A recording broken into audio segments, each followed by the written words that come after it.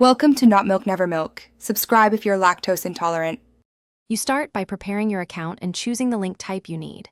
Open Snapchat and make sure your account has the link feature. If not, check settings. Decide whether you will link to a web URL, another profile, spotlight content, or a Snap Map location. This determines the steps that follow. Once decided, navigate to the chat or story composer where you will paste or create the link. Do this now because the next slide walks through the exact insertion steps. Now you insert and customize the link.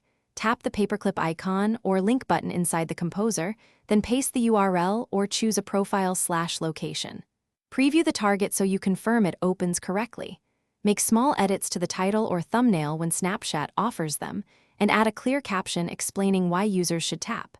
For marketing, attach UTM parameters or a shortener to track clicks.